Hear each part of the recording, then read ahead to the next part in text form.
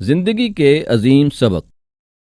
Hall urban کی کتاب ہے لائفس گریٹسٹ لیسن، جس کا ترجمہ محمد احسن بٹ نے زندگی کے 20 عظیم سبق کیا ہے۔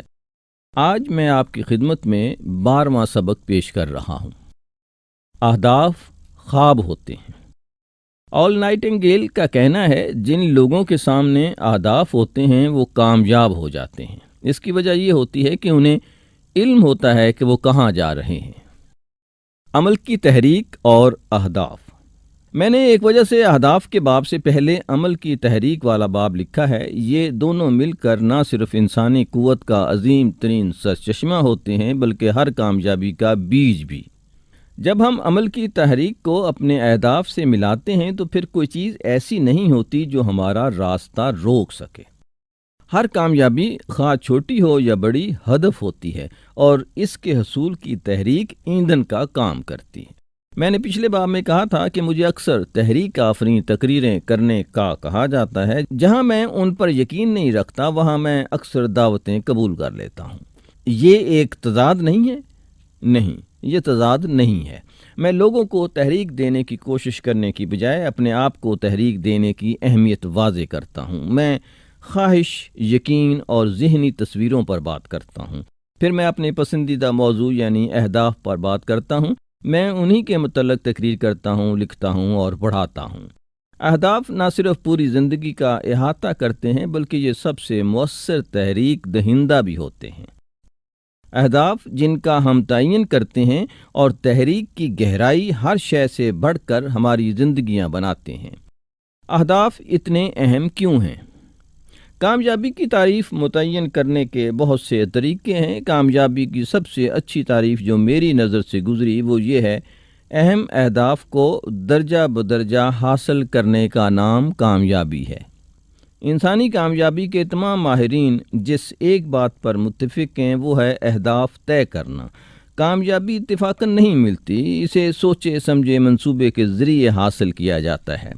چارلس گارفیلڈ وہ نفسیات داں جس کا ذکر پچھلے باب میں کیا گیا ہے، خلابازوں، عالمی سطح کے ایتھلیٹس، سائنسدانوں، موجودوں، بزنس لیڈرز اور دوسرے اعلیٰ ترین کامیابی حاصل کرنے والوں کے ساتھ کام کر چکا ہے۔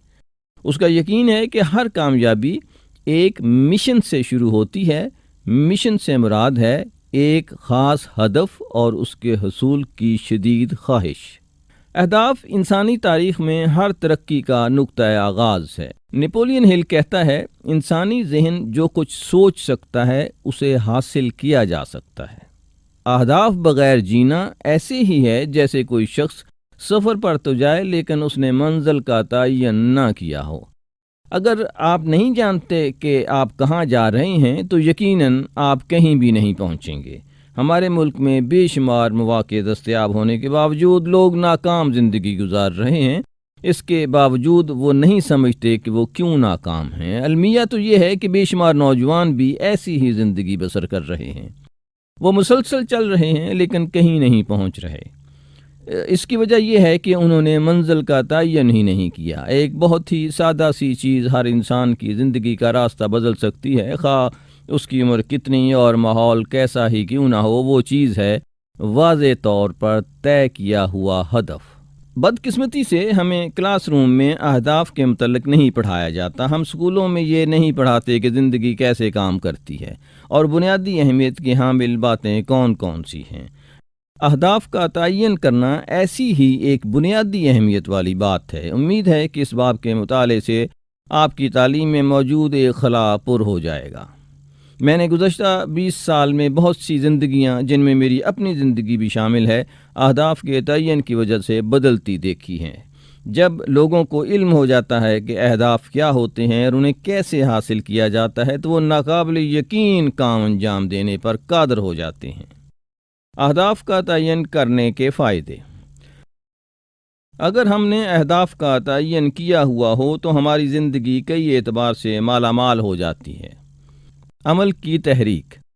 اہداف عمل کی تحریک کی ابتدائی سیڑھیاں ہیں۔ وہ ہمیں سستی اور کاہلی ترک کر کے آگے بڑھنے پر مائل کرتے ہیں۔ آزادی۔ اہداف ہمیں اپنی زندگیوں کا مالک بنا دیتے ہیں۔ ہم ہجوم کے پیچھے پیچھے چلنے کی بجائے یا آوارہ پھرنے کی بجائے اپنا راستہ خود چنتے ہیں، ایسا راستہ جو ہمیں کامیابی کی آسودگی سے ہمکنار کرتا ہے۔ سمت، اہداف ہمیں ایک منزل دیتے ہیں۔ جب ہمیں پتہ ہو کہ ہم کہاں جا رہے ہیں تو ہمارے بھٹکنے کے امکانات بہت ہی کم ہو جاتے ہیں۔ معنویت، اہداف ہمیں مقصد کا شعور دیتے ہیں۔ جب ہم واضح طور پر یہ جان لیتے ہیں کہ ہم کیا چاہتے ہیں تو زندگی زیادہ معنویت کی حامل ہو جاتی ہے۔ ہم محض ایک کے بعد دوسرا دن گزارنے کی بجائے اہداف کی بدولت حقیقتاً جینے لگتے ہیں۔ تفریح، اہداف تمام سماجی بیماریوں سے زیادہ بری سماجی بیماری یعنی اکتاہٹ کا علاج ہیں۔ اگر آپ کے پاس کرنے کو ولولہ انگیز کام ہوں گے تو آپ کیسے اکتاؤ گے؟ اہداف ہماری زندگیوں میں مزید مزہ، مزید دلچسپی اور مزید چیلنج بھر دیتے ہیں۔ اطمینان، اہداف کسی بھی دوسری چیز سے زیادہ ہمیں اپنی صلاحیتوں کو استعمال کرنے میں مدد دیتے ہیں۔ اہداف کا تعین کرنے سے ہمیں یہ جاننے میں مدد ملتی ہے کہ کیا کچھ ممکن ہے۔ ان کے حصول کی طرف ہر قدم ہم میں اعتماد پیدا کرتا ہے۔ ہر حاصل کیا جانے والا ہدف ہمیں یہ دیکھنے میں زیادہ مدد دیتا ہے کہ کیا ممکن ہے، اور نئے اہداف اور زیادہ کامیابی کی جانب لے جاتے ہیں۔ خواب کب ہدف بنتا ہے؟ میں تنظیمی تبدیلی اور منصوبہ سازی کے موضوع پر پڑھاتا ہوں۔ اس میں کارپوریٹ اہداف کا تعین کرنا بھی شامل ہے۔ چونکہ میں چاہتا ہوں کہ طلباء شخصی تبدیلی اور منصوبہ سازی پر بھی غور کریں، اس لیے میں کافی وقت انفرادی طور پر اہداف کا تعین کرنے کے موضوع کے لیے بھی وقف کرتا ہوں۔ میں نے 1987 میں ایک سادہ سی ہوم ورک اسائنمنٹ دی، زندگی کے 10 اہداف لکھو۔ اگلے دن میں نے طلباء سے کہا کہ اب ہر طالب علم اپنا ایک ایک ہدف بیان کرے۔ سب سے پہلے ڈائنا نے، جس کی عمر 44-45 سال ہے، اپنا ہدف بیان کیا۔ اس نے کہا، میرا ہمیشہ خواب رہا ہے کہ میں کبھی یورپ میں جا کر رہوں۔ میں نے کہا، خوب، یہ تقریباً ایک ہدف ہے، ہم ایک دو سادہ سے کام کر کے اسے ہدف میں ڈھال سکتے ہیں۔ طلباء الجھی ہوئی نظروں سے مجھے دیکھنے لگے اور پھر ڈائنا نے وہی سوال کیا جس کی مجھے توقع تھی، کیا یہ ہدف نہیں ہے؟ میں نے کہا، اہداف ایسے خواب ہوتے ہیں جن کی تعبیر کا وقت مقرر ہوتا ہے۔ میں نے اس کی وضاحت کرتے ہوئے کہا، جب ہم اپنے خوابوں کے حصول کی تاریخ مقرر کر دیتے ہیں تو یہ انہیں اہداف میں ڈالنے کا پہلا قدم ہوتا ہے۔ اس پر اگلا سوال پوچھا گیا، اسے ہدف میں ڈھالنے کے لیے ضروری دوسری چیز کون سی ہے؟ میرا جواب تھا، یورپ ایک بہت بڑی جگہ ہے، پورا بر اعظم ہے، اسے کسی ایک ملک تک محدود کرنا کیسا رہے گا؟ بہتر تو یہ ہے کہ کسی خاص خطے یا شہر تک محدود کیا جائے۔ میں نے اس بات کی وضاحت کرتے ہوئے کہا کہ کبھی یورپ میں رہنا والا جملہ تقریباً ہدف کی ایک اچھی مثال ہے۔ خواب عموماً اس لیے حقیقت نہیں بن پاتے کیونکہ وہ واضح نہیں ہوتے۔ انسانی ذہن عمومیت کی سمت میں نہیں چلتا، یہ تب چلتا ہے جب اسے ایک خاص مقصد دے دیا جاتا ہے۔ اس کی عمدہ مثال میں نے پچھلے باب میں دی تھی۔ جوزف سٹراس جتنا زیادہ گولڈن گیٹ کی تصویر کو واضح کرتا گیا، اتنا زیادہ اسے حقیقت میں ڈھالنے کی طرف بڑھتا گیا۔ میری کلاس کے بالغ افراد اہداف میں زیادہ دلچسپی لیتے ہیں، اس لیے ہم چند مزید مشقیں کرتے ہیں اور میں انہیں اہداف کا تعین کرنے اور انہیں حاصل کرنے کے بنیادی اصول سکھاتا ہوں۔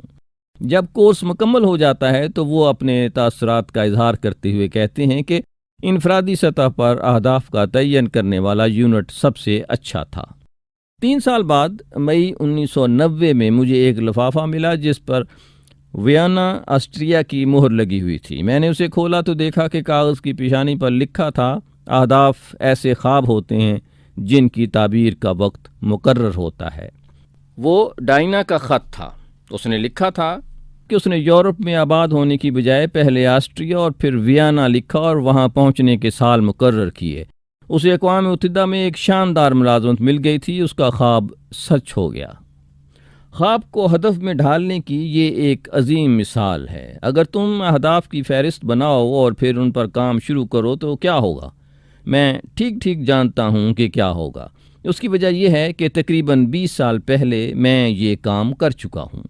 وہ اہداف ایک نہایت ثمر آور زندگی کا خاکہ بن گئے۔ میری اس وقت عمر تقریباً 30 سال تھی جب میں نے پہلی مرتبہ اہداف کا تعین کرنے کے اصول اور فوائد کی آگاہی حاصل کی۔ میں نے جو اہداف اس وقت طے کیے تھے اور اس وقت سے ان میں جن اہداف کا اضافہ کیا، انہوں نے ہر چیز سے بڑھ کر میری زندگی کو مالا مال کر دیا، ایسا کہ میں نے کبھی سوچا بھی نہیں تھا۔ اب میں اپنی عمر کی 6ٹھی دہائی میں ہوں، میرے اہداف ہمیشہ سے زیادہ ہیں اور میں حاصل کردہ اہداف کا جائزہ لے کر خوش ہوتا ہوں اور نئے اہداف کا اضافہ کرتا رہتا ہوں۔ یقین کرو یہ نہایت مسرت بخش تجربہ ہے۔ میری بہترین تجاویز: اگر نظام تعلیم میں بہتری کے لیے مجھ سے مشورہ لیا جائے تو میں کہوں گا کہ ہر اسکول اور کالج کے نصاب میں اہداف کا تعین کرنے کا مضمون شامل کیا جائے۔ اہداف ہمیں سمت دیتے ہیں، کامیابی کی طرف لے جاتے ہیں اور ہماری زندگیوں کو ثمر آور بناتے ہیں۔ اگر میں نے دوسری کتاب لکھی تو وہ اہداف کے متعلق ہوگی۔ اس سے اندازہ لگا لیں کہ اہداف کے فوائد کتنے زیادہ ہوتے ہیں۔ میں اہداف کا تعین کرنے کے حوالے سے پورے دن پر محیط ورکشاپس کا انعقاد کرتا ہوں۔ اس کے باوجود میں نے کبھی محسوس نہیں کیا کہ میں نے اس موضوع کا مکمل احاطہ کر لیا ہے۔ چنانچہ اس موضوع پر پوری ایک کتاب میں مکمل تصویر دی جا سکتی ہے، تاہم اس وقت میں آپ کو چند تجاویز دے رہا ہوں۔ نمبر 1، ہدف اور خواہش میں فرق سمجھو۔ 100 لوگوں سے پوچھو آپ کے اہداف کیا ہیں، تمہیں درج ذیل 3 جواب زیادہ ملیں گے۔ نمبر 1، خوش ہونا، امیر ہونا، مشہور ہونا۔ یہ ہدف نہیں ہیں، یہ خواہشیں ہیں۔ ہدف اور خواہش میں بہت فرق ہوتا ہے۔ ہدف کے لیے محنت، نظم و ضبط اور وقت کا اچھا استعمال درکار ہوتا ہے۔ اگلے 3 ابواب میں انہی موضوعات پر تفصیل سے روشنی ڈالی گئی ہے۔ نمبر 2، اپنے اہداف کو لکھ لو۔ ہم عمارتوں، کاروباروں، اجلاسوں، شادیوں، کھیلوں، دعوتی تقریبات، چھٹیوں، ریٹائرمنٹ وغیرہ کے لیے منصوبے بناتے ہیں، لیکن سوال یہ ہے کہ کیا ہم اپنی زندگیوں کے لیے بھی منصوبے بناتے ہیں؟ اہداف زندگی کے منصوبے ہی تو ہوتے ہیں۔ تمہارے لیے بہترین سرمایہ کاری یہ ہے کہ اپنا وقت اہداف کی فہرست بنانے میں لگاؤ۔ یہ فہرست تمہاری ولولہ انگیز اور ثمر آور زندگی کا خاکہ بن جائے گی۔ اہداف کو لکھنا تمہارا خود سے کمٹمنٹ کا پہلا عمل ہوگا اور انہیں کاغذ پر دیکھنا انہیں حقیقت میں ڈھالنے کا پہلا مرحلہ ہوگا۔ اپنے اہداف درست طور پر لکھو، ان کے سامنے ان کے حصول کی مدت لکھو۔ اہداف جس قدر جچے تلے ہوں گے، تمہارا ذہن اسی قدر ان کی طرف کھینچے گا۔ تمہیں اپنی زندگی کا منصوبہ بناتے وقت درج ذیل امور پر بھی غور کرنا ہوگا۔ تمہیں اپنے بڑے اہداف حاصل کرنے کے لیے کون کون سے اقدامات اٹھانے کی ضرورت ہے؟ تمہیں کون سی رکاوٹوں پر غلبہ پانا ہوگا؟ تمہیں کیا کچھ سیکھنے کی ضرورت ہے؟ تمہیں کس کی مدد کی ضرورت ہوگی؟ تمہیں کیا کیا فائدے حاصل ہوں گے؟ تم اپنے اہداف کو جتنا واضح لکھو گے، تصویر اتنی ہی واضح ہوگی۔ نمبر 3، اہداف کی درجہ بندی کرو اور انہیں توازن دو۔ زندگی میں کامیابی کی کلید یہ ہے کہ توازن کے ساتھ جیا جائے۔ اگر صرف ایک شعبے میں اہداف کا تعین کیا جائے تو اس طرح ہم خود اپنا راستہ محدود کر لیں گے۔ اس سے ہمارا ویژن محدود ہو جاتا ہے اور ہم ایک ہی سمت میں دیکھ رہے ہوتے ہیں۔ اس سے بچنے کا بہترین طریقہ یہ ہے کہ ہم اپنے اہداف کو درجوں میں بانٹ دیں۔ اس طرح ہمیں زندگی کے عظیم تنوع سے لطف اندوز ہونے کا موقع ملے گا۔ اس سے ہمارے اہداف اور ہماری زندگیوں میں توازن پیدا ہو جائے گا۔ میں نے شخصی اہداف کی جو پہلی فہرست دیکھی تھی وہ درجوں میں منقسم تھی، اس لیے میں نے اپنے اہداف کی فہرست بھی درجہ دار بنائی۔ یہ ذہن میں رہے کہ اہداف پتھر پر کندہ نہیں ہوتے، کوئی پابندی نہیں ہوتی کہ ہم اپنے منصوبوں میں تبدیلی نہ کر سکیں۔ 20 برسوں کے دوران میری دلچسپیوں اور اقدار کے تبدیل ہونے کے نہ صرف میرے اہداف بلکہ کیٹیگریز تک تبدیل ہوئے۔ البتہ میں اب بھی مانتا ہوں کہ اہداف کو مختلف زمروں یعنی کیٹیگریز میں ضرور تقسیم کرنا چاہیے، اس سے زندگی زیادہ دلچسپ ہو جاتی ہے۔ اگرچہ میں چاہتا ہوں کہ آپ اپنے لیے زمرے یا کیٹیگریز خود بنائیں، تاہم آپ کے لیے مثال کے طور پر میں اپنے موجودہ زمرے یعنی کیٹیگریز یہاں درج کر رہا ہوں، جو ہیں تعلیم، آمدنی، ایتھلیٹکس، روحانیت، ملک میں سفر، کیریئر، تفریح، شخصی ارتقاء، کام کرنا سیکھنا، ملک سے باہر سفر، میں جو چیزیں اپنی ملکیت میں چاہتا ہوں۔ اپنے اہداف پر باقاعدگی سے نظر ثانی کرو۔ کیا آپ نے کبھی ان کاموں کی فہرست بنائی ہے جنہیں آپ کرنا چاہتے ہیں؟ کیا یہ سچ نہیں ہے کہ آپ جتنا زیادہ اس فہرست کو دیکھو گے اتنا زیادہ کام کرو گے؟ اس وجہ سے تو ہم ایسی فہرستوں کو نمایاں جگہوں پر رکھتے ہیں۔ اہداف کا معاملہ بھی ایسا ہی ہے، ہمیں ان کو بھی اکثر دیکھنے کی ضرورت ہوتی ہے، ہفتے میں کم از کم ایک مرتبہ۔ میں پہلے لکھ چکا ہوں کہ ہم جن لفظوں کو دیکھتے ہیں وہ تصویر بن جاتے ہیں، ہم جو سوچتے ہیں وہی بن جاتے ہیں۔ اپنے اہداف کو باقاعدگی سے تصویروں کی طرح دیکھو، اس سے ہمیں اپنے ہدف پر توجہ مرکوز رکھنے میں مدد ملتی ہے۔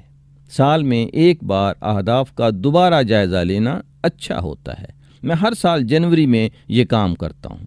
اپنے اہداف کو مسلسل باقاعدگی سے دیکھا کرو، جب ضرورت ہو ان کا دوبارہ جائزہ لیا کرو، اور سب سے اہم بات یہ ہے کہ جتنا زیادہ ممکن ہو ان کے متعلق سوچا کرو۔ خلاصہ اس بات کا یہ ہے کہ اہداف ہمیں سمت دیتے ہیں، اہداف ہمیں مقصد دیتے ہیں، اہداف ہماری زندگیوں میں معنویت پیدا کرتے ہیں، اہداف زندگی کو زیادہ دلچسپ بناتے ہیں، اہداف زندگی کو زیادہ ثمرآور بناتے ہیں، اہداف زندگی کو بہتر بناتے ہیں۔ ڈینس ویٹلے نے کہا تھا، حقیقتاً کرۂ ارض کی کوئی چیز کسی ایسے شخص کا راستہ نہیں روک سکتی جو مثبت رجحان کا مالک ہو اور جس کا ہدف اس کی نگاہوں میں واضح ہو۔ اظہر نیاز کو اجازت دیجیے، اللہ حافظ۔